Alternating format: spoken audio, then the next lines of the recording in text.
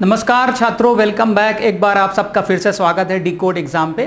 छात्रों, जैसा कि क्रैश कोर्स का हमारा पूरा सीक्वेंस में सीरीज एक चल रही है, चैप्टर वाइज हम आप लोगों को क्लासेस यहाँ पे मिल रही है बिल्कुल फ्री ऑफ कॉस्ट जो है क्रैश कोर्स के लिए। टारगेट हमारा 2027 जो है अक्टूबर का है।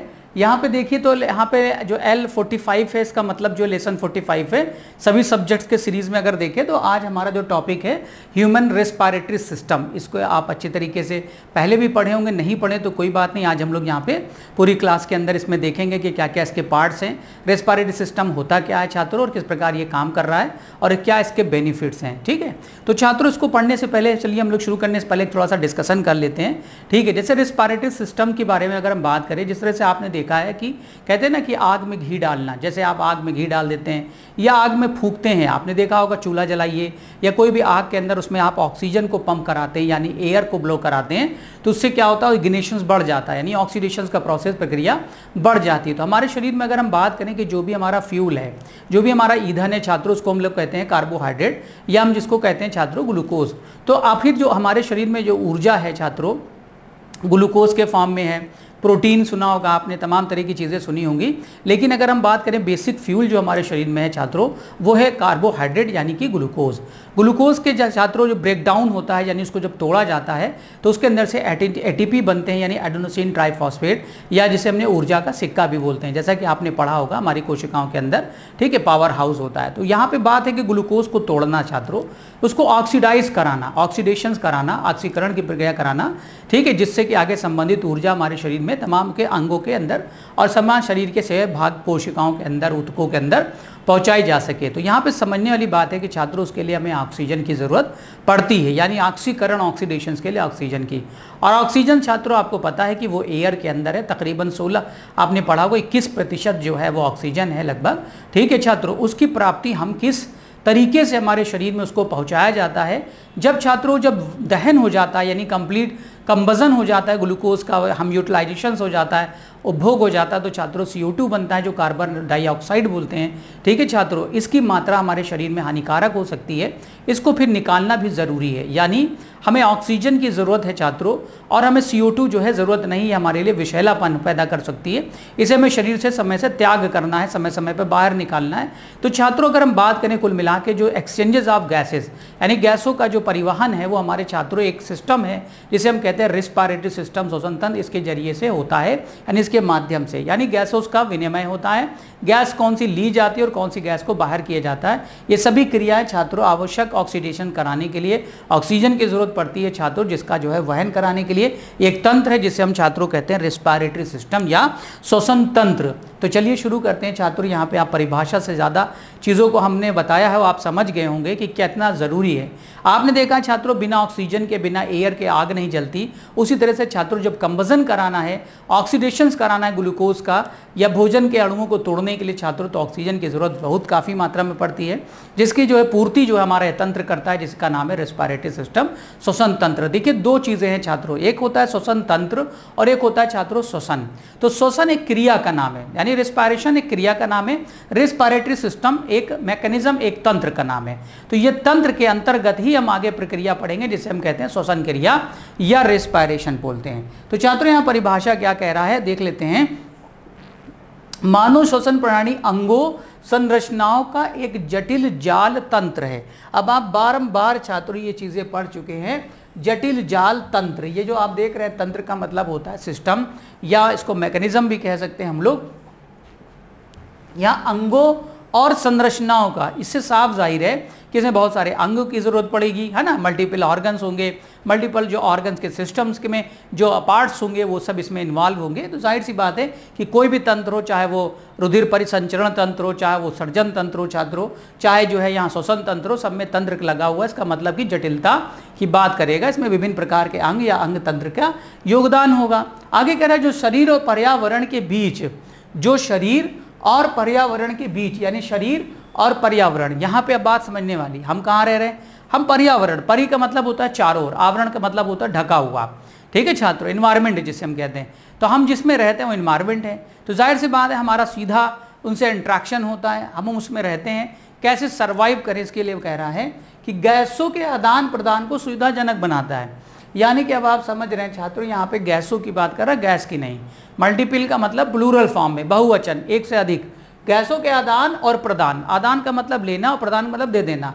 तो यहाँ पे सीधी सी बात आप समझ गए, इस तंत्र का सुविधाजनक बनाता है। यानी जो हमारा श्वसन तंत्र है, इसका मुख्य कार्य क्या है छात्रों, वातावरण से, वायुमंडल से, वातावरण से, एनवायरमेंट से गैसों को लेकर मनुष्य के शरीर, यहाँ पे बात कर रहा है शरीर और पर्यावरण के बीच गैसों का आदान प्रदान कराने के लिए सुविधाजनक बनाना।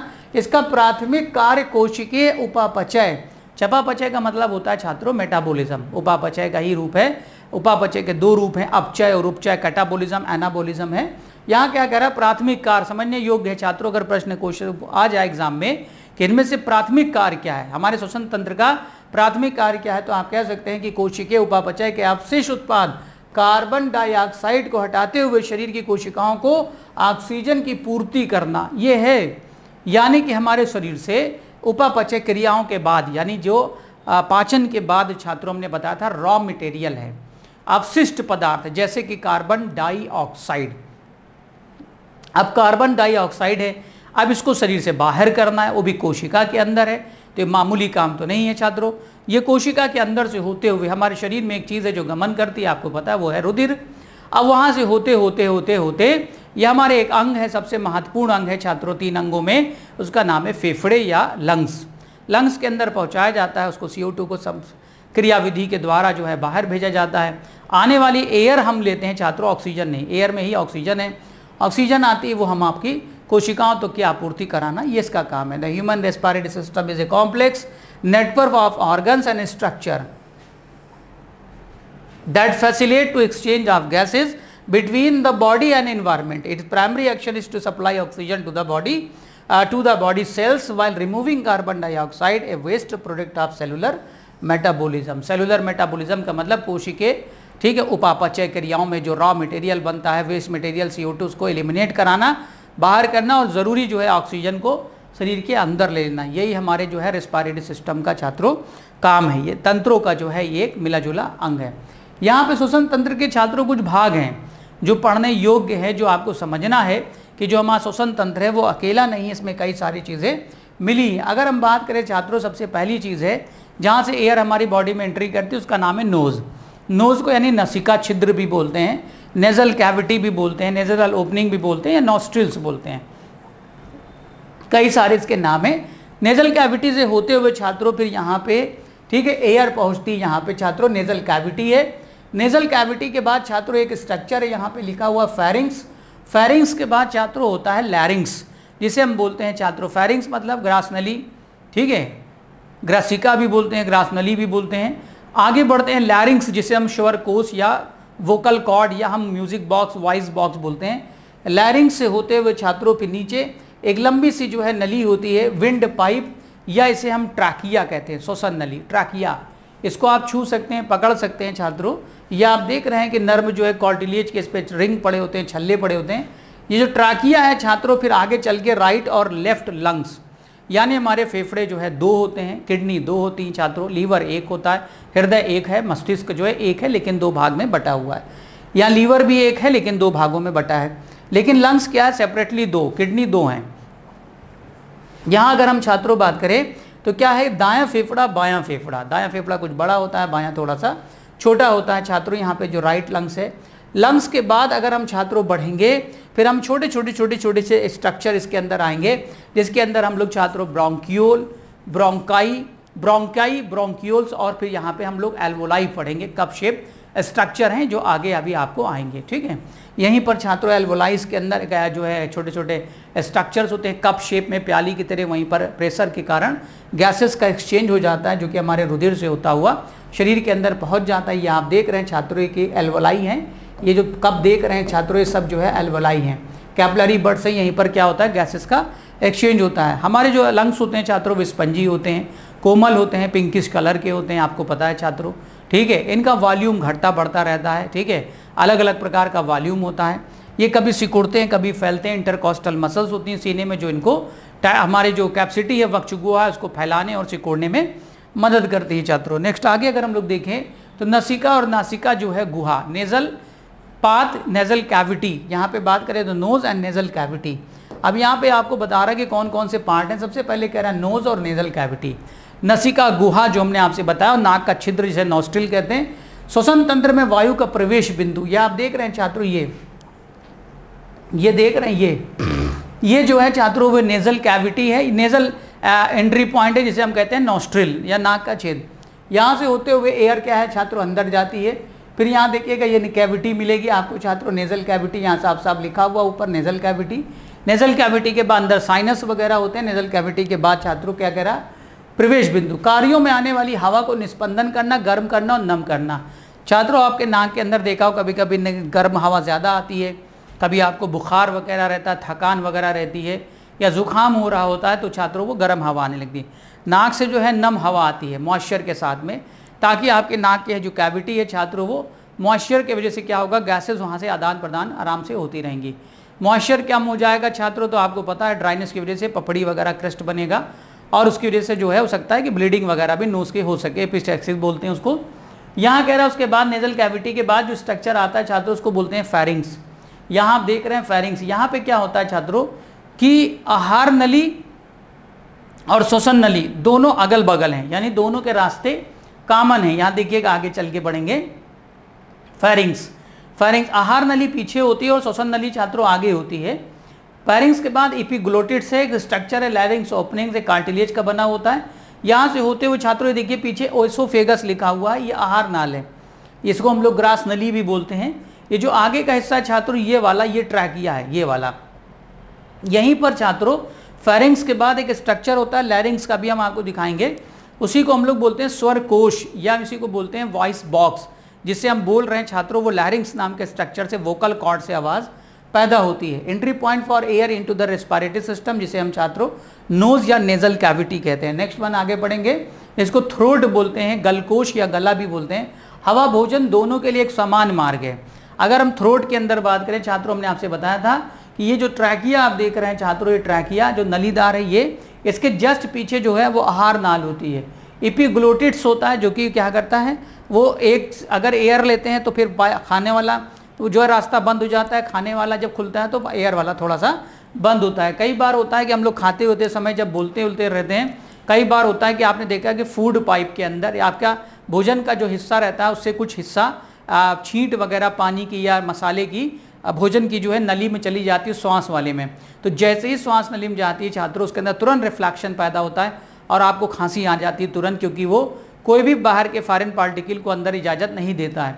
जो ट्रैकिया नली है उसके अंदर कोमल जो है टिश्यूज़ होते हैं, सॉफ्ट टिश्यूज़ होते हैं, उसके अंदर सिलिएटेड जो है वो निकले हुए होते हैं। टिश्यू के अंदर सीलिया का मतलब होते हैं कि कोई भी रोम टाइप के, तो उसमें कोई भी चीज़ जाती है तो तुरंत वो बाहर की हो। तो खांसी आपको इसीलिए आती है, इसीलिए कहते हैं कि ज़रा खाना खाने से पहले अपने नली को थोड़ा सा तर कर लें, यानी जो है अपने भोजन नली को थोड़ा तर कर लें, ज़रा सा पानी पी लें, ठीक है, जिससे रास्ता भी आपका साफ रहे। बिल्कुल सूखा भोजन खाने पर अटकता भी है और खतरा भी रहता है। और बोलते खाना खाते समय इसीलिए कहा है कि ना बोलें, ज़्यादा सही है, बातचीत ना करें, ध्यान जो है बढ़ जाता है। और मुंह उठा के पानी ना पीने की कोशिश करें, क्योंकि गिलास वगैरह में पिए जिस वक्त आप भोजन खा रहे हैं, क्योंकि गर्दन ज़्यादा आपको उठानी पड़ सकती है, उससे आपको भी समस्या हो सकती है। तो इसमें समस्या यहाँ पे बनी रहती है। तो छात्रों यहाँ ध्यान दीजिए कि इसका अगला जो स्ट्रक्चर है उसको थ्रोट या हम लोग फेरिंग्स बोलते हैं। अगला है छात्रों स्वर यंत्र वॉइस बॉक्स। वॉइस बॉक्स भी काफ़ी इंपॉर्टेंट से हम लोग लैरिंग्स बोलते हैं। स्वर कोश ये आप देख सकते हैं, ये छात्रों स्ट्रक्चर है, ट्रैकिया यहाँ पे लिखा हुआ है, ठीक है, ये वाला स्ट्रक्चर ट्रैकिया का। इसी से छात्रों इसमें जो है नर्म कार्टिलेज के जो है कॉर्ड बने हैं, ये खुलता बंद होता है जिसकी वजह से हमारी आवाज़ इसमें बनती है। इसी को हम लोग बोलते हैं वॉइस बॉक्स। परिंदों में है छात्रों तो अलग बोलते हैं, म्यूजिक बॉक्स बोल सकते हैं, ठीक है छात्रों। लेकिन हम लोग यहाँ पे याद रखें लैरिंग्स वो स्ट्रक्चर जो एग्जाम में पूछा गया, इसी को वॉइस बॉक्स बोलते हैं और ये फेरिंग्स के बाद में पड़ता है। आगे कह रहा है इसमें स्वर रज्जु पाए जाते हैं, यानी यहाँ पे वोकल कॉर्ड्स पाए जाते हैं छात्रों। Involve in the speech production, आप जो बोलते हैं तो इसी से जगह से बोलते हैं। गलकोश और श्वास नली के बीच के हवा के लिए मार्ग के रूप में ये काम करता है।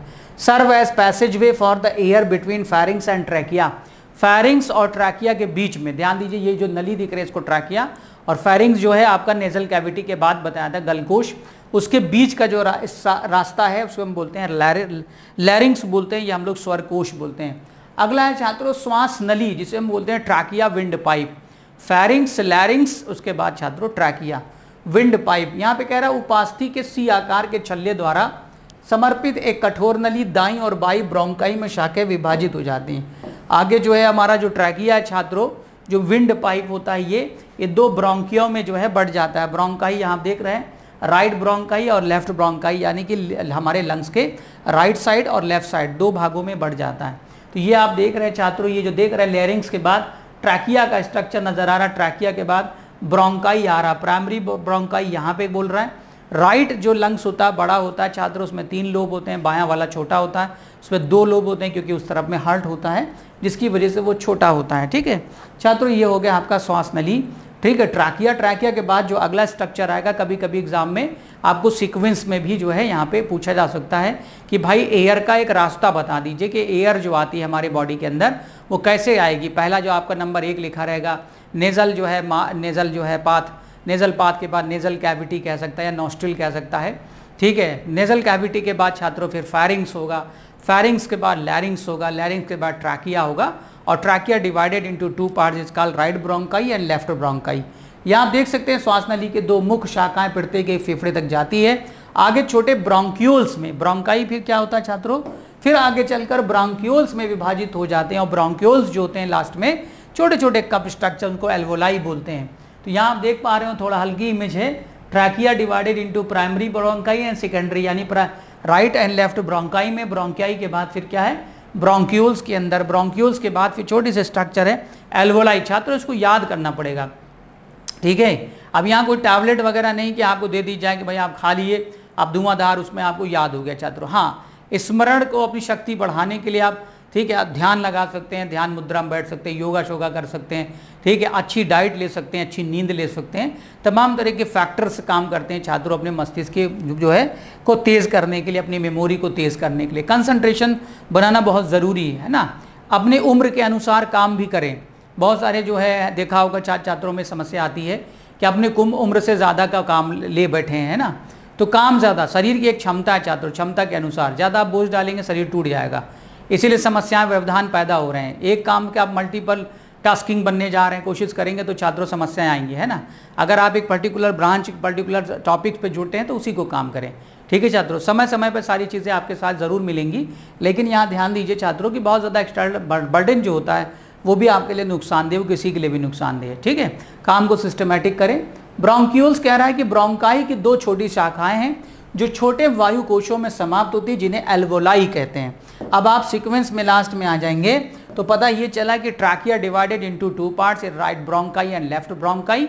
ब्रोंकाई के बाद छात्रों ब्रोंक्यूल्स आते हैं, और bronchioles divided into last unit is called alveoli है। यहाँ पे छोटे वायुकोश में समाप्त होते हैं जिन्हें एल्वोलाई कहते हैं। और एल्वोलाई छात्रों वही जगह है, ये देखिएगा ये वाला, जहाँ पर अंगूर के गुच्छे के तरीके से छात्रों, जहाँ पर गैसेस का एक्सचेंज होता है, और ये काम जो है ब्लड के जरिए से होता है, हवा में नहीं।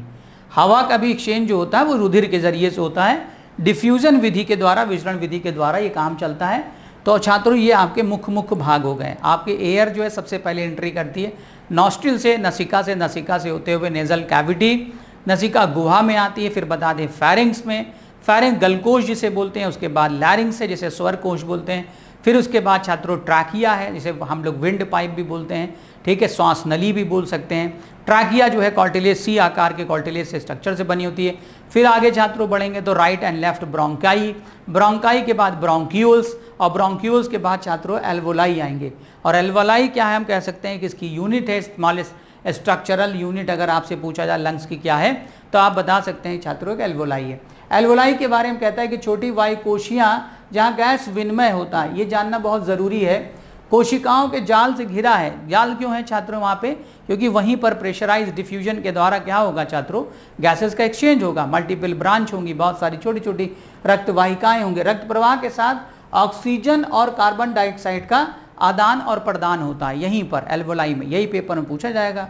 टिनी air sacs where gas exchanges occur surrounded by network of capillaries site of oxygen and carbon dioxide exchange with the blood stream. छात्रों वही बात आगे जो हमने आपसे बताया था, ये काम जो होता है वो ब्लड स्ट्रीम के जरिए से होगा, क्योंकि हमारे हवा में हवा नहीं बहती छात्रों, हमारे हवा में नहीं कि शरीर में यहाँ काटो हवा भरी है, हवा नहीं छात्रों, रक्त के अंदर हमारे छात्रों गैसेस जाती हैं जिसमें आवश्यक गैसेस हैं ऑक्सीजन है, जो कि यहाँ आप देख रहे हैं कैपिलरी बड्स का मतलब बहुत सारा जो है रक्त वाहिनिकाएँ होंगी, जिसमें हम लोग पहले चैप्टर में पढ़ चुके हैं।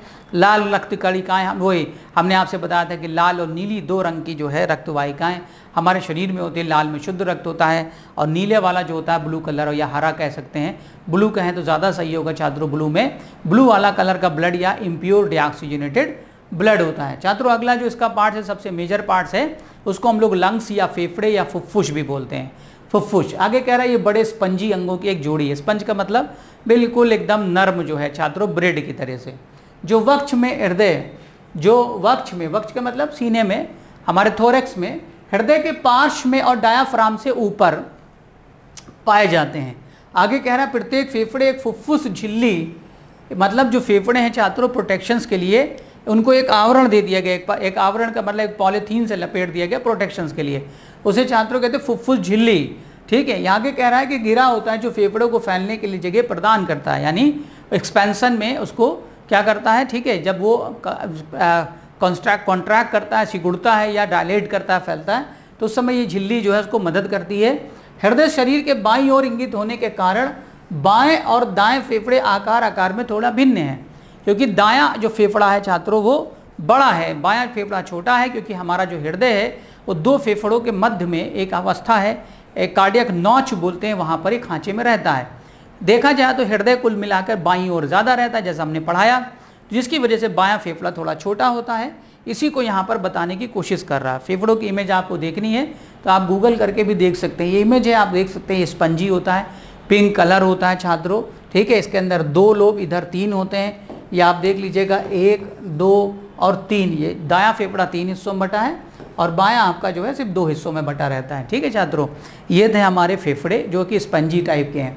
आगे छात्रों अगर हम लोग कार्य के बारे में बात करें तो सबसे मुख्य कार्य जो है वो है गैसों का विनिमय है, क्योंकि अगर शरीर में आपसे पूछा जाए कि वो कौन सा तंत्र है जो गैसों के विनिमय से संबंधित है या रुधिर को जो है ऑक्सीजनित करता है, ऑक्सीजनेटेड करता है छात्रों, डीऑक्सीजनेटेड ब्लड को, तो आपका आंसर होगा रेस्पिरेटरी सिस्टम, या आप कह सकते हैं उस अंग का नाम बताएं तो आप कहेंगे लंग्स। श्वसन प्रणाली का मुख्य कार्य शरीर और पर्यावरण के बीच गैसों को, ऑक्सीजन और कार्बन डाइऑक्साइड का आदान प्रदान को सुविधाजनक बनाना, ये काम मेन है हमारे रेस्पिरेटरी सिस्टम का। आगे छात्रों अगर बढ़ते हैं तो ऑक्सीजनेशन, जो हमने आपसे बताया था कि हमारा जो रक्त है शुद्ध चाहिए, हमारी समस्त कोशिकाओं के अंदर जो ब्लड यूज होता है वो ऑक्सीकृत होना चाहिए छात्रों, यानी कि उसके अंदर ऑक्सीजन होना चाहिए। जो हमारा हीमोग्लोबिन है बताया था आपको, वो ऑक्सी हीमोग्लोबिन के साथ बहता है और ऑक्सीजन की जरूरत पड़ती है ग्लूकोज के ब्रेकडाउन में। जब ये ब्रेकडाउन हो जाता है, उपापचय क्रिया हो जाती है, बचा हुआ CO2 फिर वापस कोशिकाओं से होता हुआ रुधिर में, और रुधिर से होता हुआ वो लंग्स में, और लंग्स से जो है शरीर के बाहर उसको निकाल दिया जाता है, इसे एक्सपायरेशंस बोलते हैं, यानी कि बाह्य श्वसन। और अंतः श्वसन का मतलब इंस्पायरेशन, जब हम लोग सांस को अंदर खींचते हैं। तो ये कोशिकीय श्वसन के लिए शरीर की कोशिकाओं को ऑक्सीजन प्रदान करता है, जो ऊर्जा प्रदान के लिए आवश्यक प्रक्रिया है। आप देख सकते हैं छात्रों, यहाँ पे इधर इमेज भी बनी है, जैसे इनहेल करना, इनहेल का मतलब होता है अंदर की ओर। जब सांस आप अंदर लेते हैं तो फेफड़े आपके फैल जाते हैं, कैविटी बढ़ जाती है। ठीक है, देख रहे होंगे आप लोग। और जब आप सांस को ऊपर छोड़ते हैं बाहर की ओर तो फेफड़ा आपके सिकुड़ते हैं, अंदर भरी हुई एयर को पंप कर देते हैं। डायाफ्राम जो होता है, जो हमारे एब्डोमिनल कैविटी पढ़ाया था छात्रों पाचन तंत्र में, जो हमारे एक पतली सी लेयर होती है, डोम शेप स्ट्रक्चर होता है मसल्स की बनी हुई, उसे डायाफ्राम कहते हैं। डायाफ्राम हमारे जो 2 अंग हैं, यानी लंग्स और फेफड़े, जो है हमारे हार्ट को, ठीक है, अपने एब्डोमिनल यानी उदर गुहा के अंगों से अलग रखता है। यही मेम्ब्रेन आप देख लीजिएगा, ये देखिए चपटी आकार की हो जाती है, फ्लैट हो जाती है, और ये छात्रों बहुत ज़्यादा कर्व हो जाती है यहाँ पे। ठीक है, एक्सहेल करने में, इनहेल और एक्सहेल करने में। तो यहाँ पे छात्रों ये एक्सपेलेशन और इंस्पायरेशन यानी अंतः श्वसन, जब हम सांस को अंदर लेते हैं, इसमें डायफ्राम और हमारी जो पसलियाँ हैं जिसे हम कहते हैं रिब्स बोलते हैं, इनका भी बड़ा यहाँ पे मसल्स का योगदान रहता है। जो थोरेस कैविटी में पाई जाने वाली मांसपेशियाँ हैं वो हमारे फेफड़ों को जो है मदद करती हैं फैलने और सिकुड़ने में, यानी वक्ष गुहा में। आगे बढ़ते हैं छात्रों, कार्बन डाइऑक्साइड का हटाना, रिमूवल ऑफ कार्बन डाइऑक्साइड, क्योंकि शरीर के लिए छात्रों एक घातक और खतरनाक, इंसान की मृत्यु भी हो सकती है। It's remove carbon dioxide a waste product of cellular metabolism from the body, यानी शरीर से इसका बाहर निकालना अति आवश्यक है। जो हमारे उपापचय क्रियाएं जब कोशिका में चलती हैं उसका यह रॉ मटेरियल है, उसको शरीर से त्याग करना भी ज़रूरी है छात्रों। आगे संबंधित कुछ रोग हैं यहाँ पर हम लोग चर्चा करने जा रहे हैं छात्रों। रोग तो बहुत सारे हैं लेकिन यहाँ पे कुछ हम रोग के बारे में बता दें, जिसमें आप जानते होंगे कि सबसे ज़्यादा जैसे कॉमन बीमारी, जैसे आपने दमा का नाम सुना होगा, अस्थमा भी बोलते हैं, कई प्रकार का होता है। ड्राई होता है अस्थमा, वेट अस्थमा होता है, नम वाला अस्थमा होता है, ब्रोंकियल अस्थमा के नाम से आपने सुना होगा, ठीक है छात्रों। एलर्जिक अस्थमा के बारे में सुना होगा, राइटेनिक अस्थमा सुना होगा, दमा यहाँ पे अस्थमा। तो अस्थमा नॉर्मली क्या है छात्रों, वायु मार्ग की पुरानी सूजन वाली स्थिति जिसके कारण घबराहट, सांस फूलना, सीने में जकड़न और खांसी होना, सांस नहीं ले पाओगे, डिफिकल्टी ड्यूरिंग ब्रीथ होगी छात्रों, खड़खड़ाहट होगी और खांसी तो आएगी क्योंकि बॉडी के अंदर लंग्स के रेस्पिरेटरी सिस्टम में सूजन आ जाएगी छात्रों, ठीक है। तो ये एक अस्थमा के कई सारे कारण हो सकते हैं लेकिन एक बहुत कॉमन प्रॉब्लम है जो कि आसानी से ये छात्रों बाई बर्थ भी हो सकती है, ठीक है, जेनेटिकली भी हो सकती है और ऐसे भी ये हो सकती है। आगे छात्रों अगर हम लोग बात करें तो निमोनिया से आप सभी वाकिफ होंगे। निमोनिया में छात्रों क्या होता है, जनरली बच्चों को ज़्यादातर ये असर करता है। आपने देखा होगा निमोनिया में बच्चे की अपनी जान भी जा सकती है, काफ़ी खतरनाक है। निमोनिया के लिए टीके वगैरह भी डॉक्टर सजेस्ट करते हैं। और ये ज़्यादातर आपने देखा होगा कि कोविड की जब बीमारी आई थी तो कोविड के अंदर जो लक्षण आए थे वो निमोनिया जैसे लक्षण थे क्योंकि सांस लेने में दिक्कत हो रही थी। कारण एक या दो फेफड़ों में, एक फेफड़ों में भी हो सकता है, दो फेफड़ों में भी हो सकता है, वायु थैलियों की सूजन है, यानी स्वेलिंग इन जो है हम कह सकते हैं एयर सैक, जो यहाँ पे एयर सैक होते हैं छात्रों यहाँ पे देख सकते हैं, उनमें सूजन आ जाती है, स्वेलिंग आ जाती है, लंग्स की जो है ऑक्सीजन कैरिंग कैपेसिटी घट जाती है जिससे बुखार, खांसी, सीने में दर्द, सांस लेने में कठिनाई होती है, जैसे कोविड के अंदर हुआ, लोगों की जान चली गई। वो कोविड जैसा तो खतरनाक नहीं है लेकिन निमोनिया के अंदर भी चूं चूं की आवाज़ आना, गड़गड़ाहट की आवाज़ आना, फेफड़ों में सूजन, सीने में दर्द, छात्रों और बुखार, ठीक है, ये खांसी के साथ ये सारे लक्षण आपको हो सकते हैं। तो निमोनिया भी याद रखिएगा, डिप्लोकोकस निमोनी नाम के एक जीवाणु है जिससे कि ये बीमारी पैदा होती है छात्रों। अगला आपके सामने है फेफड़ों का कैंसर, लंग्स कैंसर। ये कॉमन प्रॉब्लम है, मोस्टली इन फीमेल नहीं, मोस्टली इन मेल। पुरुषों के अंदर अगर देखा जाए तो फेफड़े का कैंसर भी काफ़ी ज़्यादा मात्रा में। कारण क्या है छात्रों, आप समझ रहे हैं, या तो वो हैबिचुअल और या हम कह सकते हैं या तो ऑक्यूपेशनल डिजीज़ हो सकती है, जैसे सीमेंट की फैक्ट्री में काम कर रहे हैं, एस्बेस्टस शीट की फैक्ट्री में काम कर रहे हैं, कांच की फैक्ट्री में, तेजाब की फैक्ट्री में काम कर रहे हैं छात्रों, है ना। और ये दूसरा कारण हो सकता है छात्रों कि वो जो है सिगरेट वगैरह, धूम्रपान वगैरह कर रहे हैं, जिससे क्या होगा, लंग्स कैंसर, ठीक है। कैंसर यूं ही नहीं बनता, समय लगता है, टाइम लगता है। फेफड़ों में असमान कोशिकाओं की अनियंत्रित वृद्धि, क्योंकि कैंसर में क्या होता है कि रैपिड ग्रोथ ऑफ जो है बॉडी की या ऑर्गन की जो सेल्स होती हैं वो बड़ी तेज़ी के साथ वृद्धि करती हैं, जैसे कि उनको आपूर्ति ना हो पाने के कारण ऑक्सीजन वगैरह की वहाँ पर भोजन ना मिल पर पर्याप्त भोजन ना मिलने के कारण सड़न पैदा हो जाती है, जैसे कि वहाँ पे बॉडी खराब होना शुरू हो जाती है। जो अक्सर धूम्रपान और कार्सिनोजन, यहाँ देख लीजिएगा कि सबसे बड़ा जो कारण है यहाँ पे नहीं कि मेल के अलावा फीमेल भी सिगरेट वगैरह पी रही हैं, पीती भी हैं छात्रों, बीड़ी वगैरह गांव में देखा होगा आपने, ठीक है, वो नहीं पी रही हैं तो बेचारी क्या है, गांव में चूल्हा वगैरह फूंकते हैं, उससे भी काफ़ी मात्रा में धूल वगैरह वो आपका देख सकते हैं कि ईंधन जो आपका जला हुआ अनकम्प्लीट, जैसे कार्बन मोनोऑक्साइड, भट्टी वगैरह, ठीक है, चूल्हे वगैरह के जो धुआं है वो सब जो इनके सीने में जाता है। कार्सिनोजन से संपर्क, कार्सिनोजन का मतलब छात्रों कैंसर को पैदा करने वाले जो कारक होते हैं उनको हम कार्सिनोजन कहते हैं। बहुत सारे कारक हैं, इसके अंदर सबसे ज़्यादा सिगरेट आपको पता होगा, हुक्का वगैरह है, बीड़ी, तो ये सब काफ़ी ज़्यादा इसको ख़राब करती हैं। अब फेफड़े आप देख सकते हैं कितने कोमल, कितने सॉफ्ट जो है नेचर के बने हुए होते हैं और स्पंजी होते हैं, स्पंज की तरह से एकदम बिल्कुल ना। तो छात्रों सिगरेट का धुआं आप अब देखिएगा कभी कि आप अपने हाथ पे भी फूकेंगे तो आपको गर्माहट महसूस होगी, उस सीने के अंदर काफ़ी देर तक आप उसको धुएँ को रखते हैं, वो भी जहरीला धुआं है छात्रों। कहीं से भी एक पैसे का अगर हम बात करें तो ये उचित नहीं है कि आप अपने कोमल शरीर को, शरीर के अंदर उस धुएं को डाल रहे हो, जिससे बचने के लिए लोग सुबह आके हरियाली हवा में, पार्कों में, गार्डन में टहला करते हैं छात्रों। एक तरफ वो हरियाली सुबह हवा लेते हैं, उसके बाद फिर तुरंत वो सिगरेट निकाल के पी के बाथरूम जाते हैं, लैट्रीन जाते हैं छात्रों, टॉयलेट चले जाएंगे भाग के। ये कहीं का भी सही नहीं है कि आप कहते हैं, आप अपने कहते हैं कि मैं परिवार वालों के लिए बड़ा चिंतक हूँ, लेकिन घर के अंदर ही आप जो है पूरा धुएं से घर को सिगरेट के भर रहे हैं छात्रों। तो स्मोकिंग भी काफ़ी ज़्यादा खतरनाक होती है कि अंदर आपके बैक्टीरिया निकल के वापस जो धुआं आएगा उससे बैक्टीरिया कमरे में फैलेंगे। छोटे बच्चों से लेकर आपके घर में कोई भी बुजुर्ग हो सकता है, उसको भी समस्या पैदा हो सकती है। तो सिगरेट आपके बारे में है सर, आप जैसा चाहें वैसा आप कर सकते हैं सारी चीज़ों के ऊपर, लेकिन ये कि समझदारी इसी में छात्रों कि आप इससे दूर रहें, ठीक है, चीज़ों से, क्योंकि आप देख सकते हैं लंग्स कैंसर देखिए होना होगा तो कैसे भी बीमारी हो सकती है, लेकिन लॉस करके इतना लंबा आपने जो है खर्च करके, क्योंकि सारी चीज़ों खाने में काफ़ी पैसा भी लगता है छात्रों, तो एडिक्शन मत बने, क्योंकि ये सारी समस्याएं आप देख सकते हैं कार्सिनोजन, ठीक है। तो उसके अंदर छात्रों जो है काफ़ी खतरनाक कार्बन मोनोऑक्साइड के साथ C6H6 बेंजीन वगैरह भी फॉर्म होता है, किसके अंदर, सिगरेट के अंदर। तो ये छात्रों अगला एक बीमारी जिससे आप परिचित चले आ रहे हैं, ट्यूबरकुलोसिस, माइकोबैक्टीरियम ट्यूबरकुलोसिस नाम का बैक्टीरिया होता है छात्रों, जो कि ट्यूबरकुलोसिस यानी क्षय रोग पैदा करता है। हमला कहाँ पे होता है, लंग्स के अंदर, फेफड़ों में, यह बात अच्छी तरह से आप जानते हैं। माइकोबैक्टीरियम ट्यूबरकुलोसिस के कारण एक जीवाणु संक्रमण में ये मुख्य रूप से फेफड़ों को प्रभावित करता है, लेकिन शरीर के अन्य हिस्सों को भी प्रभावित कर सकता है, जैसा कि हमने डिजीज वाले चैप्टर पहले वाले क्लास में पढ़ाया था। लक्षणों में लगातार खांसी, सीने में दर्द, वजन कम होना, loss of weight, loss of appetite, भूख का बिल्कुल नहीं लगना, रात को पसीना आना, शरीर कमजोर हो जाना, शरीर में बुखार का हल्का सा रहना और गिल्टियों का छात्रों, बलगम के साथ खून भी आ सकता है छात्रों। ये ट्यूबरकुलोसिस में लग के इसमें इलाज कराएंगे तो ठीक हो जाएंगे।